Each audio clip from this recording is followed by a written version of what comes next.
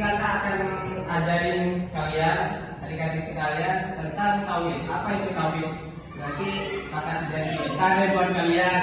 Nah, ada ajaran juga loh. Jadi nanti kalau ditanyain atau disuruh maju, kakak dapat hadiah loh. Hadiahnya terbatas, cuma berapa ya? Ada lah pokoknya. Pokoknya harus semangat ya adik-adik ya. Oke. Pertama, adik-adik pernah belajar tauhid kan? Ya. Ada yang bisa jelasin ke kakak apa itu tauhid? Iya, pelajaran apa? Ayo yang bisa. Hah? Tentang? Tadi, kurang benar. Ayo siapa lagi yang mau jawab? Apa itu tauhid? Kita? Hampir benar. Ayo kalau ada yang mau maju jelasin. Apa itu tauhid? Gak ada. Ini beneran gak ada. Oke, kalau gak ada ya, kakak lanjut jelasin dulu ya. Apa itu tauhid? Jadi adik-adik, tauhid itu ialah meyakini atas kalimat la ilaha illallah. Apa artinya la ilaha illallah? Tiada Tuhan selain Allah. Bagus, pintar. Coba bisa diulang lagi. Apa itu tauhid? Meyakini atas kalimat la ilaha illallah, yang artinya tiada Tuhan. Atau ngomongnya gini deh, kalau bahasanya terlalu susah buat kalian, meyakini bahwa Allah itu satu. Udah itu aja, itu jawab itu udah benar. Apa? Bagus, meyakini Allah itu satu. Nah, jadi adik-adik, tauhid yang mudah kalian ketahui definisinya tadi, artinya tauhid itu apa? Meyakini atas kalimat la ilaha illallah, atau bahasa lebih gampangnya lagi, meyakini bahwa Allah itu satu. Allah itu satu. Nah, jadi adik-adik, tauhid itu masih dibagi lagi menjadi 3 bagian. Yang pertama, tauhid rububiyah. Apa adik-adik? Tauhid rububiyah. Yang pertama, ingat ya. Yang pertama tauhid rububiyah ialah tauhid tentang ketuhanan, ialah meyakini bahwa Allah itu adalah satu-satunya Tuhan. Gitu. Paham? Allah satu-satunya Tuhan. Tidak ada Tuhan lagi selain Allah. Ya, seperti itu adik-adik. Nah, kita harus meyakini bahwa Allah itu pencipta kita, Allah yang menciptakan kita, yang memberikan kita rezeki dan yang mengatur alam. Kira-kira kalau kakak nanya sama kalian, yang membuat pergantian siang dan malam siapa? Allah. Yang memberi kalian rezeki siapa? Allah. Yang menciptakan kalian siapa? Jadi ini kakak ada apa ya? Ada satu analogi buat kalian. Bentar ya. Nih, ada yang mau? Yang mau maju?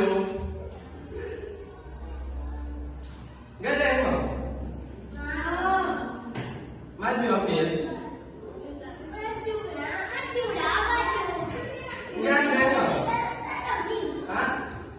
Oke, sini, tolong. Gak mau? Oke, kakak naikin lagi kalau nggak mau. Nih 20.000.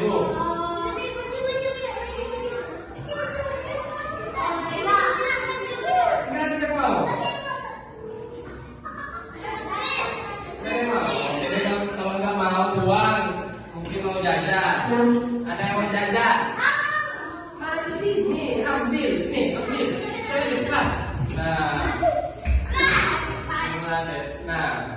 Gini, kakak mau tanya, yang ngasih jajan itu siapa? Kakak. Nah, ya emang kakak. Tapi perlu kita ketahui ya adik-adik, yang ngasih jajan itu sebenarnya siapa? Allah Subhanahu wa Ta'ala melalui perantara kakak. Nah, begitu. Jadi jajan itu adalah rezeki pemberian dari Allah untuk siapa namanya? Ayu. Ya, rezeki dari Allah untuk Ayu. Dari Allah untuk Ayu perantara siapa? Nah, jadi yang kedua kan yang pertama tadi apa? Tauhid rububiyah. Nah, yang kedua itu adalah tauhid uluhiyah. Adalah tauhid tentang keibadahan. Nah, gimana maksudnya tauhid uluhiyah itu adik-adik? Maksudnya kita beribadah hanya karena Allah semata.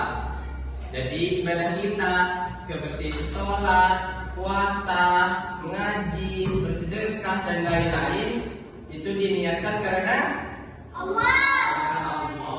Bagus adik-adik. Jadi kalau kita niatnya masih belum karena Allah, misal kamu siapa namanya? Rizky. Misalnya Rizky sholat.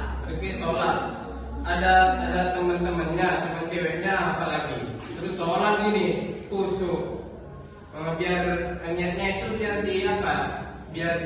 disukai sama teman ceweknya. Nah itu belum ikhlas karena Allah. Jadi gimana yang ikhlas karena Allah adik-adik? Kita sholat murni ikhlas karena Allah. Karena kita mengakui keesaan Allah. Baik, bagus sekali adik-adik. Jadi adik-adik yang ketiga kan yang pertama tauhid rububiyah, yang kedua uluhiyah. Nah, yang ketiga ini tauhid asma wa sifat. Maksudnya gimana adik-adik? Kita itu meyakini bahwa nama-nama Allah itu, nama-nama Allah yang baik itu benar-benar ada dan kita mempercayainya. Misal, tahu asma Allah apa? Coba yang bilang tahu. Coba sini, tidak ada sini.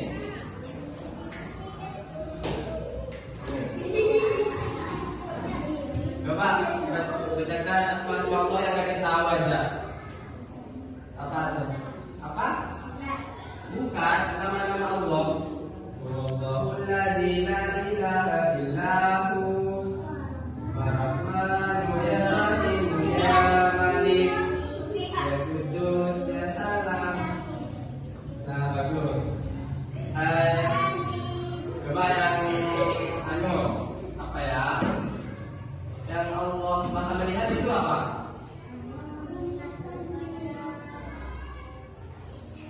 Ada percaya nggak kalau Allah itu Maha melihat? Ya, misalnya adik-adik, kita harus mempercayai bahwa Allah itu Maha melihat. Misalnya jadi gini, lagi puasa di bulan Ramadan ya. Puasa di bulan Ramadan. Nah, terus ini sembunyi-sembunyi ke dapur mau makan. Nah, terus ini mikir, oh iya ya, kalau Allah itu kan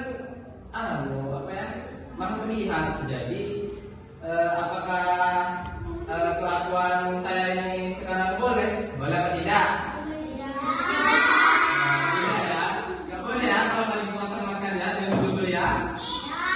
Oke. Nah, jadi karena ini yakin kalau itu perbuatan dosa dan itu dilihat sama Allah, dicatat sama malaikat berbuat dosa di hari ini. Nah, berarti hari ini sudah percaya karena Allah Maha melihat. Ya, jadi nah, ini kakak belajar lagi, jajan. Nih, Bilang apa? Ya. Dari siapa itu bedanya? Dari Allah. Perantara? Ya, bagus. Nih, kakak ada aja lagi 3 buku buat adik-adik yang nanti ada dalam pokoknya. Tapi kakak mau cerita dulu. Kakak mau cerita.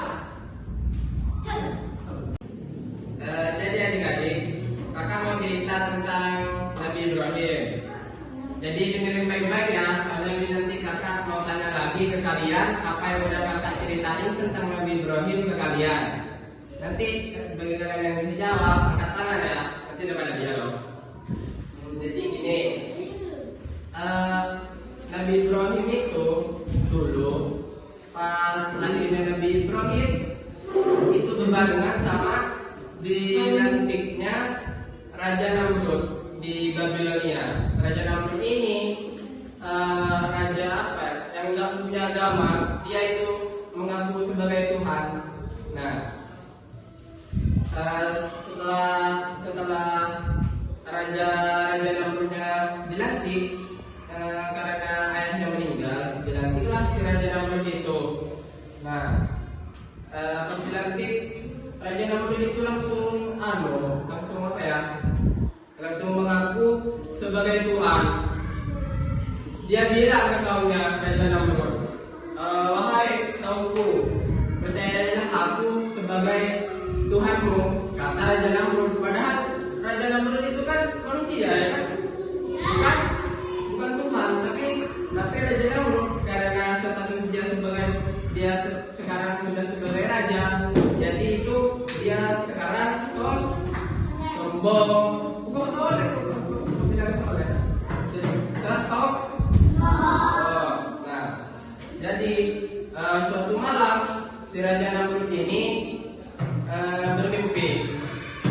bermimpi kerajaannya itu hancur, tembok-temboknya rubuh, tiang-tiangnya patah, intinya hancur lemburlah kerajaannya si Raja Namrud itu. Nah, Raja Namrud itu bertanyalah kepada para pengawalnya tentang arti takwil mimpinya. Ini kenapa saya tadi malam mau bermimpi kerajaan saya hancur gitu. Nah terus nggak ada yang tahu pengawalnya itu tentang arti mimpinya si Raja Namrud, nggak ada yang tahu. Terus ada satu orang itu yang jawab ke Raja Namrud. Dia bilang gini, mohon maaf Raja Namrud. Dia nggak bilang raja, soalnya kan dia udah mengaku Tuhan, padahal kan bukan. Tuhan Namrud gitu, katanya si pengawalnya. Kamu nanti akan dikalahkan oleh anak laki-laki. Nah, karena mendengar hal itu, Raja Namrud membuat keputusan yang sangat tidak bisa dipikirkan secara akal.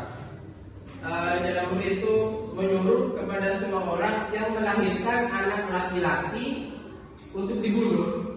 Nah, anak laki-laki ini seperti kalian yang cowok-cowok ini disuruh dibunuh. Kenapa? Takut salah satu dari mereka menghancurkan kerajaannya si Raja Namrud. Nah, dibunuhlah yang itu. Kebetulan salah satu pengawalnya Raja Namrud itu ayahnya si Nabi Ibrahim. Ayahnya si Nabi Ibrahim ini meyakini Raja Namrud juga sebagai Tuhannya. Nah, ini nanti sama siapa? Sama si anaknya ditentang ayahnya gitu. Nah, jadi Nabi Ibrahim ini pas udah remaja, tanda-tanda kenabiannya itu udah kelihatan ya adik-adik. Dari cerdasnya, sifat amanahnya, dan jujurnya. Nah, pada suatu ketika Nabi Ibrahim itu lagi merenung. Dia enggak setuju sama perspektif kaumnya gitu yang mempercayai kalau Raja Namrud itu adalah dengar. Nabi Ibrahim remaja itu nggak setuju kalau Raja Namrud itu Nabi Tuhan. Nah, mikirlah si Raja Namrud itu. Mikirlah si Raja Namrud itu. Gini, sampai dia berikan dalam Al-Quran. Gini, falamma jatna alaihi bilayl al-kawkaba qala hadza rabbi falamma afala qala la uhibbul afilin. Nah, jadi ketika malam tiba, Nabi Ibrahim itu melihat ke atas, melihat ke bintang-bintang. Oh, apa bintang-bintang ini ya Tuhanku, kata Nabi Ibrahim. Nah, ditunggulah sampai paginya. Ternyata bintang-bintang itu paginya hilang, nggak ada. Nah, jadi Nabi Ibrahim itu bilang gini, enggak, aku nggak suka sama yang hilang, gitu. Soalnya Tuhan tidak memiliki sifat hilang, ya kan? Nah, jadi keesokan harinya mikir lagi Nabi Ibrahim, halo.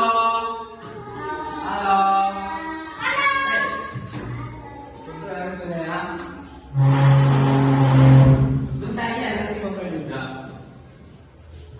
Nah, mikir lagi si Nabi Ibrahim. Falamma ra'al qamara bazigan qala hadza rabbi falamma afala qala la in lam yahdini rabbi la akunanna minal qawmid dhalin. Waktu itu Nabi Ibrahim kan tadi melihat bintang. Sekarang Nabi Ibrahim melihat bulan. Nabi Ibrahim mikir gini, apa bulan itu ya Tuhanku ya? Nah, ditunggulah lagi sampai paginya. Ternyata bulan itu nggak ada juga. Berarti bulan bukan Tuhan.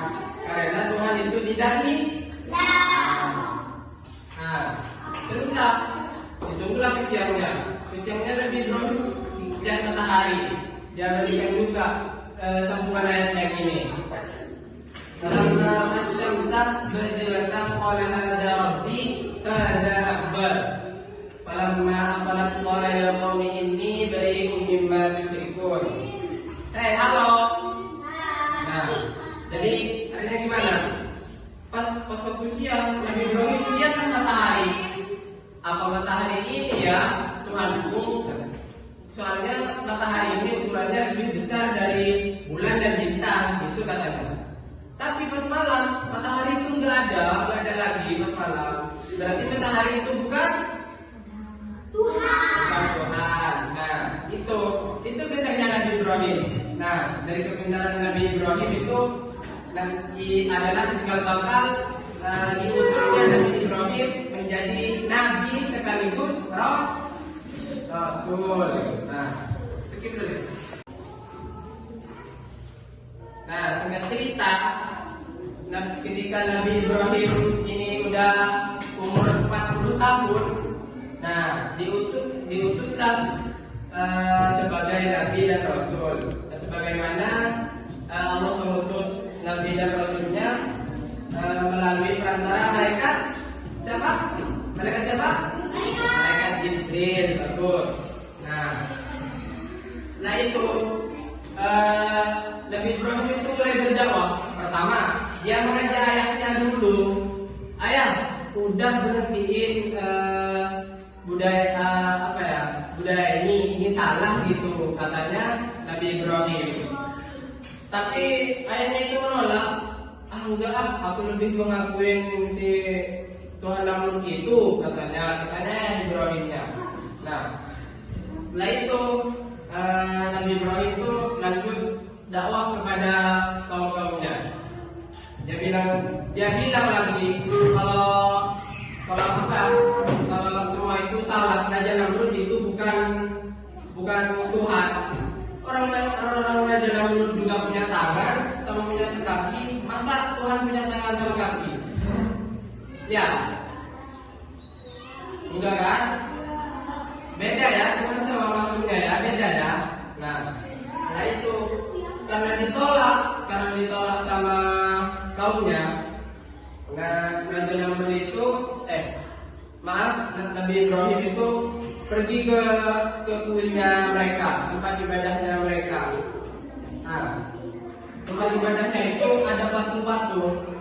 Ada satu yang besar, terus yang kecil-kecil. Nah, yang besar itu patungnya si Raja Namrud itu. Nah, terus dengan sembunyi-sembunyi ya, si Nabi Ibrahim itu datang ke kuil itu. Dihancurkan satu persatu patung yang kecil-kecil itu.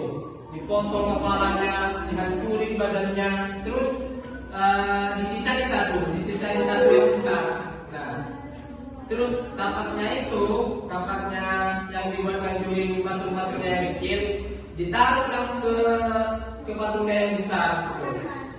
Nah, singkat cerita, udah besok harinya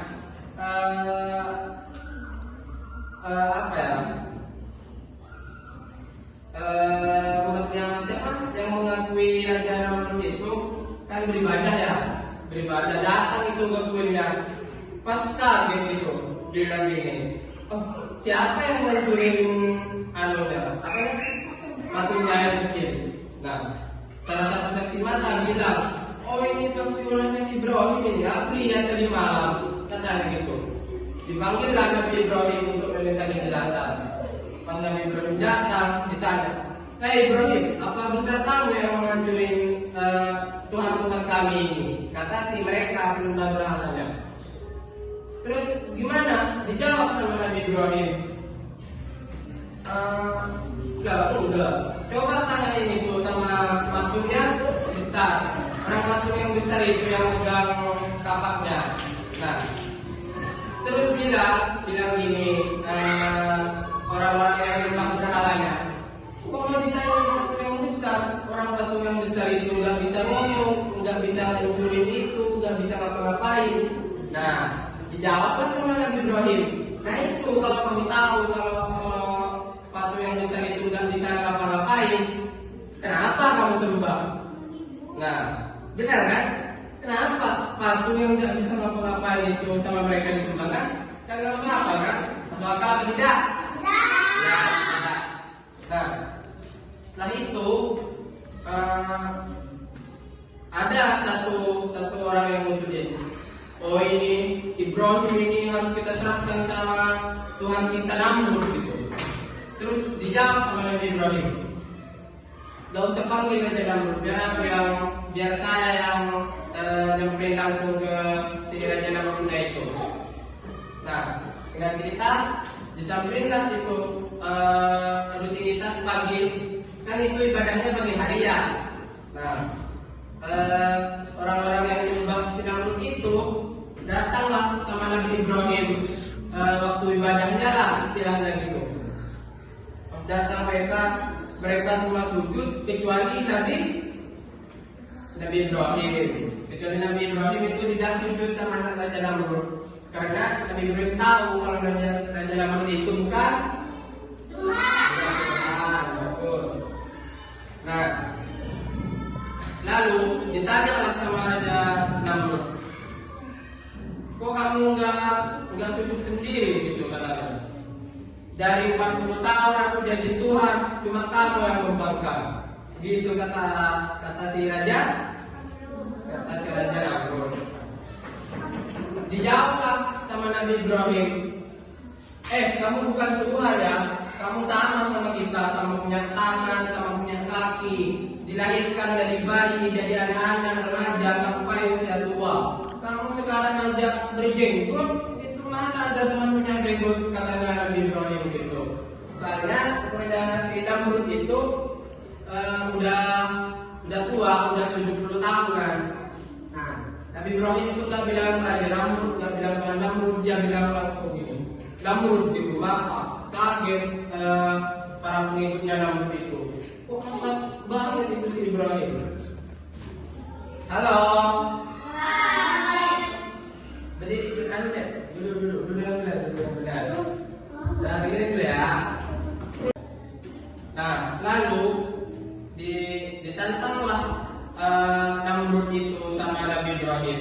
Kalau kamu benar Tuhan, apakah kamu bisa menghidupkan orang mati? Menurut kalian Namrud bisa nggak menghidupkan orang mati? Atau nggak bisa kan? Nah, jadi pas Namrud jawab, aku bisa kok katanya. Nah, setelah itu Namrud panggil dua orang yang sedang lewat di depan istananya. Dia nggak ikut ibadah. Dipanggillah dua orang itu.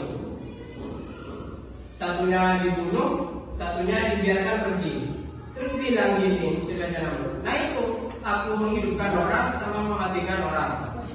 Apakah itu dibilang menghidupkan sama mematikan? Tidak. Tidak, karena orang tersebut memang udah hidup sebelumnya, dan yang mematikan itu hakikatnya adalah siapa yang mematikan hakikatnya? Allah Subhanahu wa Ta'ala. Nah, jadi terus ditantang lagi sama Nabi Ibrahim. Oke, coba kamu, Tuhanku bisa mengganti siang dan malam, membuat matahari berputar sama bulan juga berputar. Apakah kamu bisa? Nah, terdiamlah si Namrud itu karena nggak bisa. Nah, lalu karena sudah jengkel Raja Namrud itu, Raja Namrud sudah jengkel, dipanggillah para pengawalnya Raja Namrud itu. Tangkap si Ibrahim ini, hukum dia. Setelah dipikir, gimana cara menghukum Nabi Ibrahim ini? Kata Raja Namrud, saya mau hukum Ibrahim ini dengan hukuman yang sangat sakit gitu. Nah, terus adalah satu yang berpikir, oh mungkin dibakar aja ya. Nah, pas singkat cerita dibuatlah kayu yang begitu besar, ditumpuk kayunya. Katanya ya, diperkirakan besarnya itu hampir sama kayak bukit. Dari banyaknya kayunya itu, tumpukan kayunya itu besarnya kayak bukit. Nah, bahkan ada satu riwayat yang mengatakan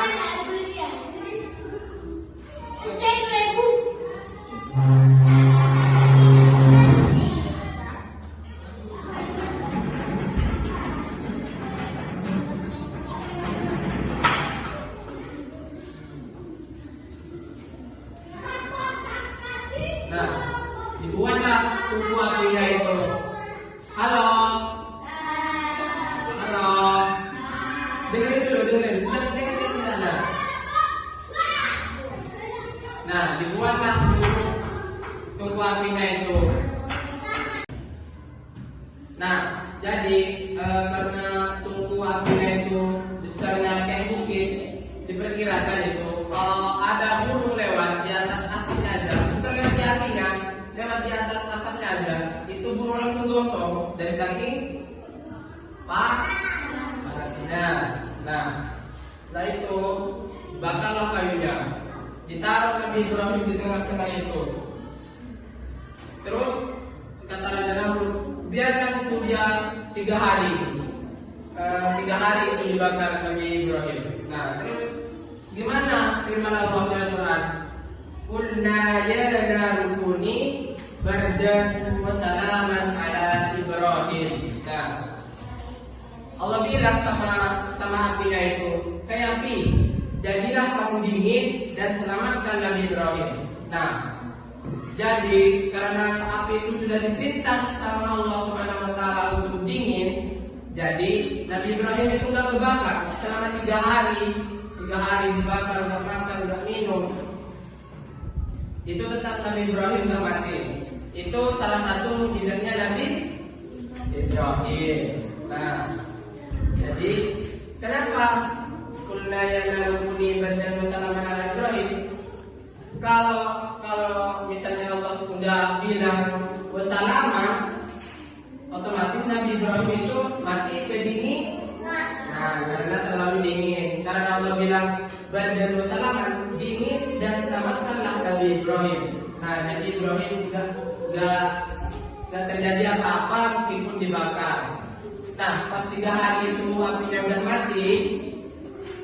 Dengar, pas 3 hari apinya itu udah mati, dibukalah lagi. Terus kaget orang-orang, kok Nabi Ibrahim ini masih utuh ya? Nah, tersebar berita Nabi Ibrahim dibakar masih hidup. Berarti Raja Namrud itu nggak bisa membunuh Nabi Ibrahim. Soalnya Nabi Ibrahim dibela sama Tuhannya Nabi Ibrahim. Siapa? Allah. Nah, bilang pengikutnya Namrud ini, Tuhannya Ibrahim lebih kuat dari Namrud ternyata. Apa aku beriman aja ya kepada Allah? Aku udah mau lagi sama Namrud gitu. Nah, setelah itu sampailah kabar kepada si Raja Namrud itu. Raja Namrud itu masih jengkel, masih nggak percaya. Hingga suatu hari Raja Namrud itu diganggu sama lalat. Kalian tahu sama lalat? Kecil atau besar lalat? Nah, pada suatu hari itu Raja Namrud diganggu sama lalat. Diganggu seharian sampai Raja Namrud pakai tutup kepala itu tetap masuk si lalatnya itu. Nah, pas menjelang sore si lalatnya itu masuk ke hidungnya, menggerogoti isi kepalanya, digerogoti. Sakitlah si Raja Namrud itu sampai 3 hari nggak makan, nggak minum. Nah, setelah itu kan masa itu kan masih tidak ada operasi ya kan, mau dibagain lagi cuma ditunggu. Nah, akhirnya si Raja Namrud itu mati karena si lalat.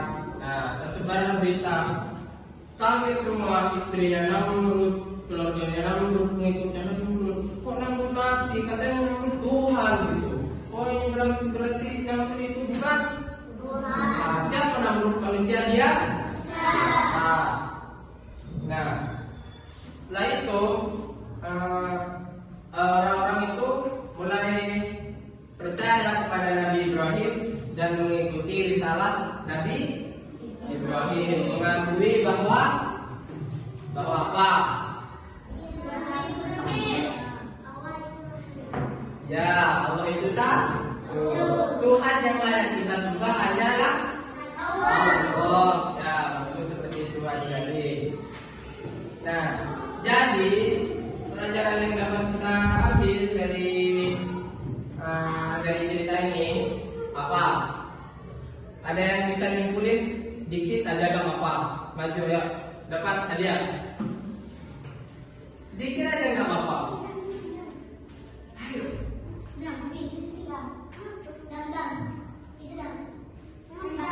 Kalian gampang, kesimpulan pendek aja. Nah, jadi kesimpulannya. Hah? Ya, kenapa Nabi Ibrahim?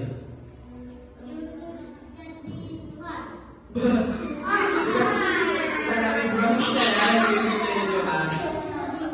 Gimana? Nabi Ibrahim diutus menjadi nabi dan rasul, membawa risalah apa? Meyakini apa? Bahwa ya, seperti itu. Dari cerita tersebut menekankan bahwa selain Allah adalah bukan Tuhan. Ya, seperti itu. Skip belum? Jadi, oke, sekarang kita masuk ke sesi tanya jawabnya. Tahu sunatun ya? Gimana caranya? Oke, pertanyaan pertama.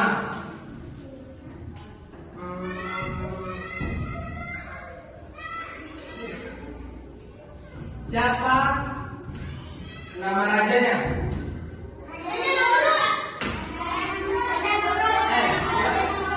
Dulu. Bukan tidak. Ngacung. Kalau udah ngacung nanti akan nunjuk buat maju. Ulang lagi dan ya pertanyaannya kan udah tahu. Apa ya?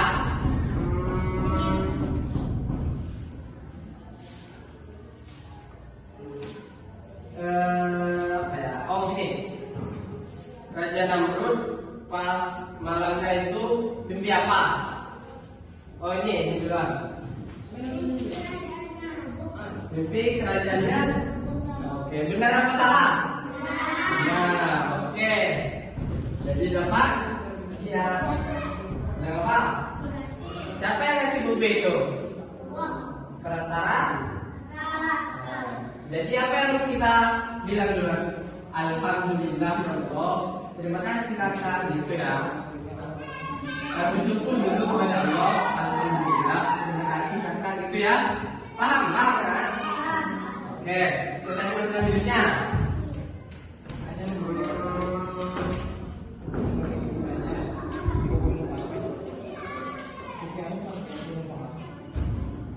Umur berapa Nabi Ibrahim itu? Ini. Nah, ulang. Saya kakak ganti pertanyaannya deh. Ya. Ini yang gampang aja lah. Tunjuk dulu nanti kakak tunjuk.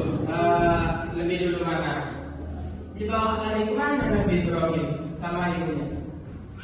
Itu. Sini dulu, mari dulu. Dibawa kemana? Dibawa ke hutan. Biar apa dibawa ke hutan? Biar gak dibunuh sama raja? Ada masalah? Oke, jadi ada ini siapa namanya? Apa? Oh. Nah, bilang gimana tadi? Bukan. Apa dulu? Alhamdulillah. Alhamdulillah. Makasih kak. Oke, terima kasih ya.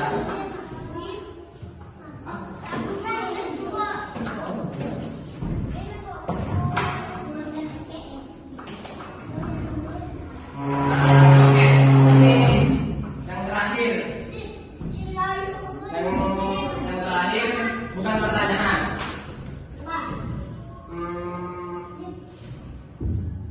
Siapa yang bisa jadi taib pas Nabi Ibrahim menghancurkan patungnya? Siapa yang bisa jadi taib? Ayo, siapa? Sedikit aja, pas Nabi Ibrahim menghancurkan patungnya aja. Siapa yang bisa ya? Oh, nggak dengerin ini dari tadi berarti. Kalau nggak ada yang maju. Ada yang bisa. Ayo, enggak apa-apa. Ayo siapa? Nggak ada. Kalau kamu nggak mau, ini loh. Ayo maju, nggak apa-apa. Ini dapat dia. Oke sini. Coba ceritain dikit aja, sedengerin aja. Yang pas Nabi Ibrahim menghancurin patungnya, gimana?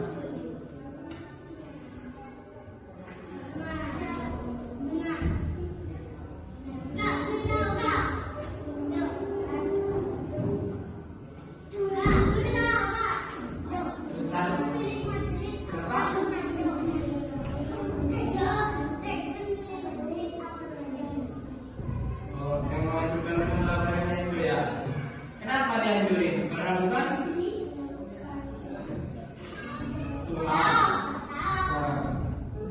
Pakai apa itu menghancurin patungnya? Pakai apa? Disisain satu kan?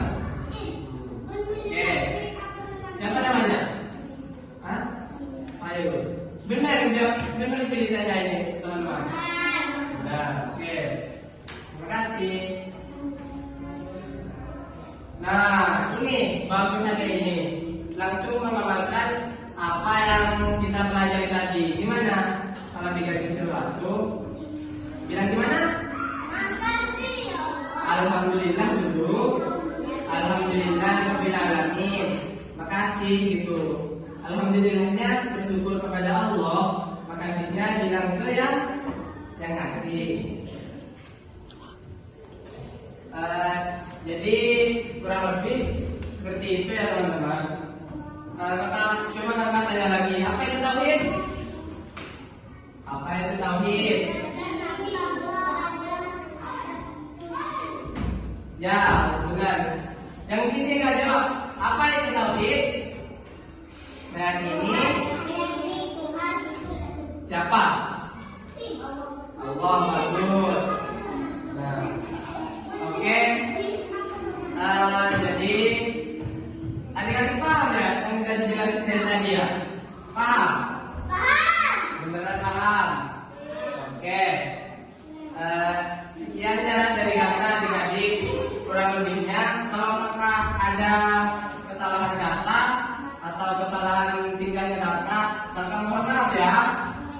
Dimaafin nih? Ya. Dimaafin ya?